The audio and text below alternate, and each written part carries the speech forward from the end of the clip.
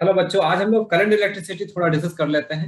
मैं थोड़ा easy way में आपको समझाना चाहूंगा कि कैसे आप इजीली करंट इलेक्ट्रिसिटी के सारे कॉन्सेप्ट को समझ सकते हैं और कैसे आप इसको अप्लाई कर सकते हो, कैसे आप इजी तरीके से क्वेश्चंस को सॉल्व कर सकते हो। कम टाइम में आप क्वेश्चन सॉल्व कर सकते हो और आप इस जो भी क्वेश्चन सॉल्व करोगे उसमें आप ऑप्शन से कैसे इजीली आंसर्स को एलिमिनेट कर सकते हो, सारे ट्रिक्स को समझेंगे। लेकिन उसके पहले कुछ थ्योरी को हमें कवर करना है, ठीक है। तो मैं बोलता हूँ कि जैसे मैं करंट क्या है, current is the rate of flow of charge, the current electricity is the chapter name current electricity is the name of chapter. Okay, तो here I can write down, क्या लिख सकते हैं, करंट क्या है, rate of flow of charge, rate of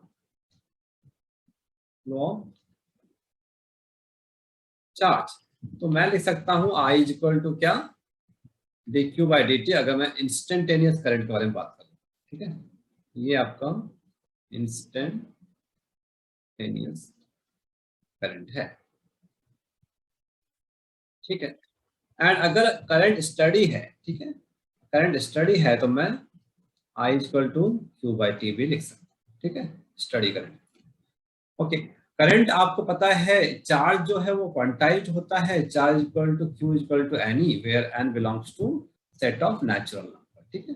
तो ये natural number के सेट को बिलोंग करता है। ई क्या है, चार्ज ऑफ इलेक्ट्रॉन है, तो यहाँ पर आप लिख सकते हैं E is equal to charge of electron.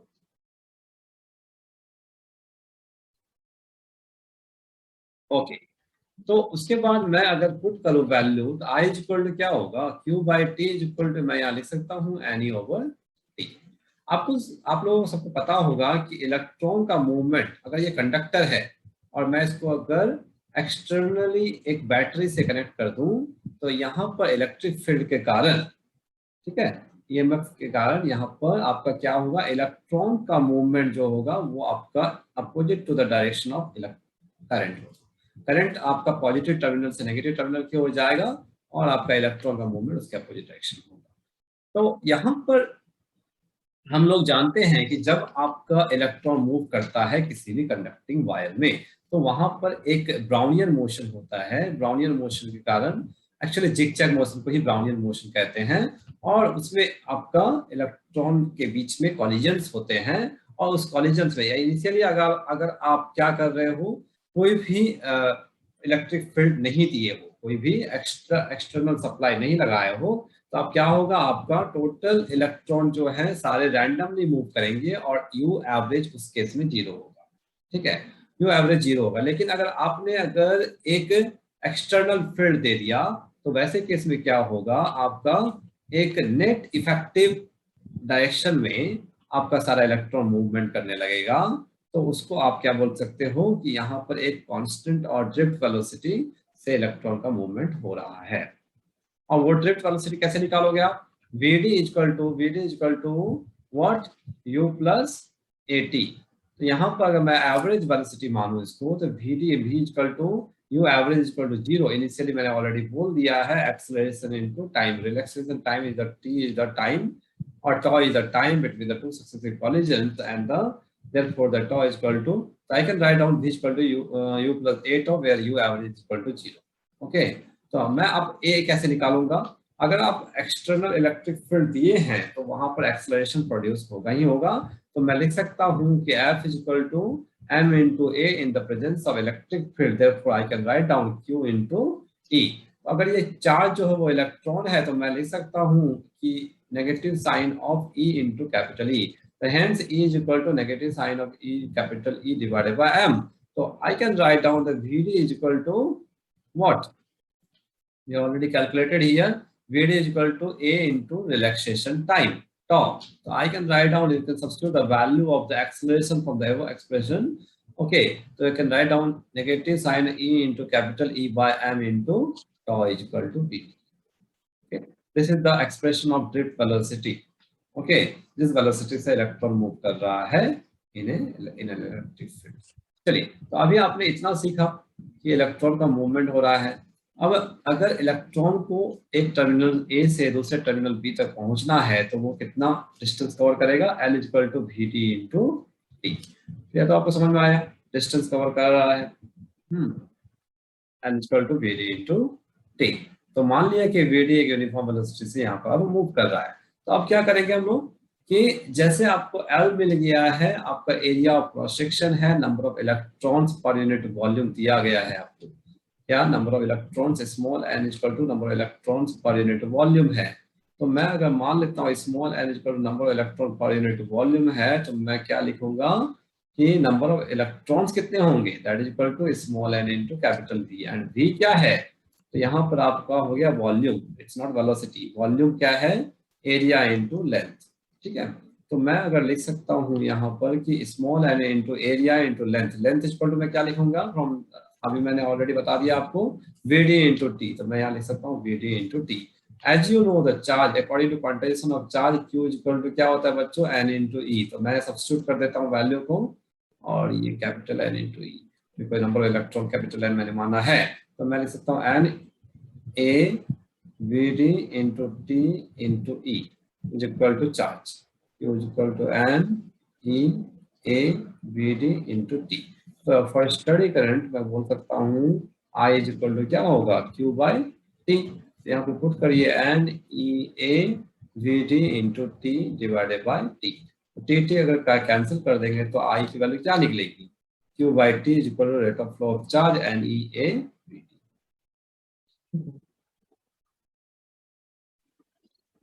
मैंने ये वी टी निकला करंट एक्सप्रेशन, बहुत इंपॉर्टेंट रिलेशन है ये आपके पास, और यहाँ पर करंट डिपेंड कर रहा है ड्रिफ्ट वेलोसिटी के ऊपर। ठीक है, एन इक्वल टू क्या है आपका, जिसमें आप लिख सकते हो एन इक्वल टू है आपका नंबर ऑफ इलेक्ट्रॉन पर यूनिट वॉल्यूम।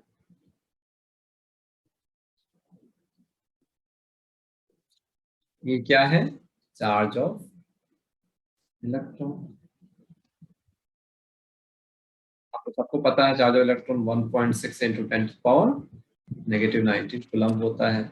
ये क्या है, area of cross section of wire,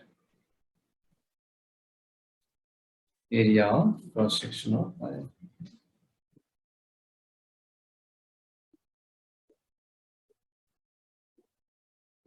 VD क्या है, ड्रिफ्ट वेलोसिटी ऑफ इलेक्ट्रॉन।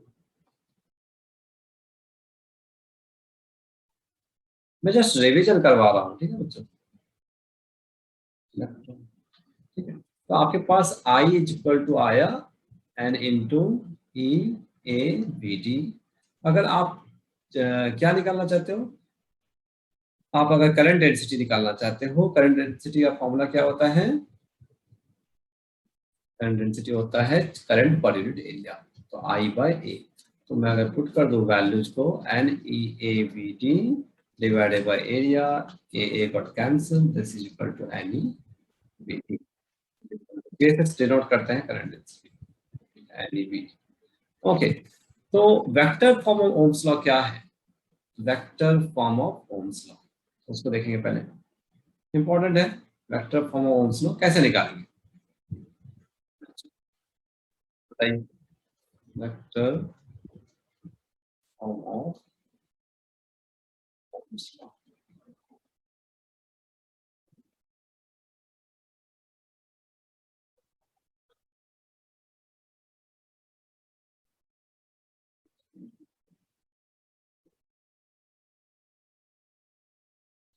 ठीक है, तो इसमें हम लोग क्या करते हैं, एज यू नो पोटेंशियल और इलेक्ट्रिक फील्ड के बीच का क्या रिलेशन होता है, अगर आप दो टर्मिनल के बीच में निकाल रहे हो, इसका लेंथ एल है वायर का, तो अगर आप एक्सटर्नली अगर बैटरी अगर लगा रहे हो, तो electric field potential equal to electric field into length आप लिख सकते हो।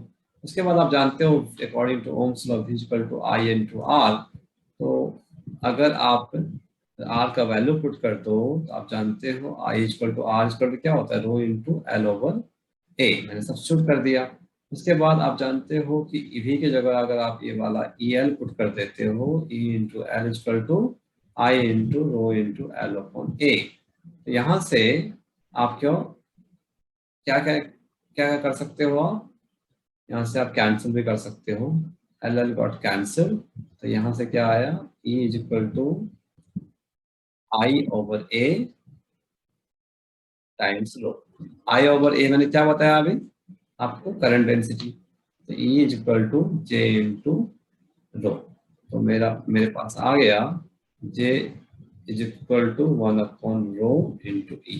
तो यही जो है J इज इक्वल टू 1/रो क्या है, sigma. Sigma is equal to conductivity of the material. Sigma क्या है जी बच्चों, कंडक्टिविटी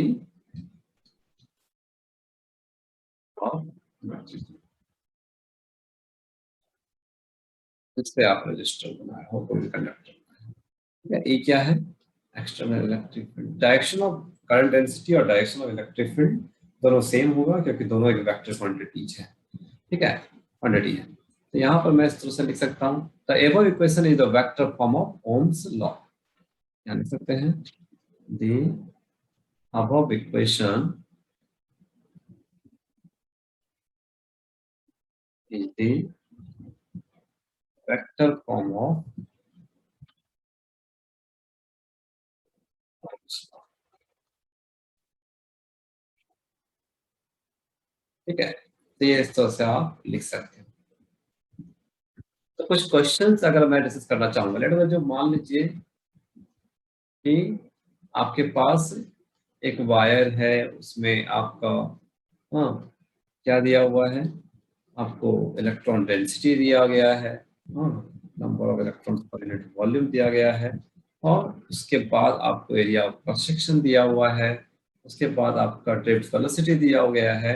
तो आप क्या निकाल सकते हो, आई निकाल सकते हो, M E A B T. Question करेंगे बाद में। और जैसे मान लीजिए नेक्स्ट, टेम्परेचर पे कैसे रेजिस्टेंस डिपेंड करता है, उसके पहले रेजिस्टिविटी कैसे डिपेंड करता है। Resistivity equal to rho equal to rho naught into 1 plus alpha delta T. तो यहाँ पर रो नॉट हो गया रेजिस्टिविटी ऑफ द वायर और कंडक्टर एट इनिशियल टेम्परेचर।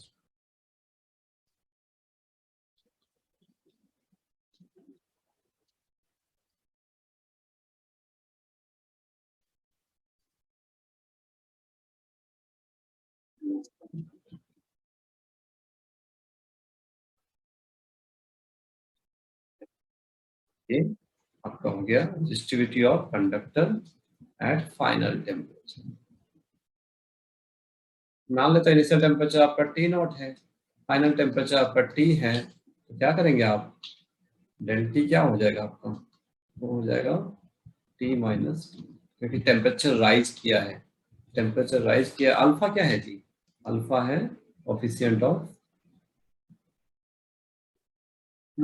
और टेम्परेचर कोफिशिएंट डायरेक्टली लिखिए, टेम्परेचर और टेम्परेचर।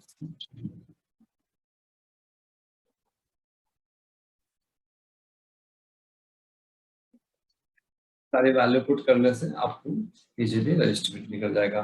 तो फिर तो अगर आप दोनों साइड अल्फा ए से मल्टीप्लाई करोगे तो R equal to R naught into 1 plus alpha delta T निकल जाएगा।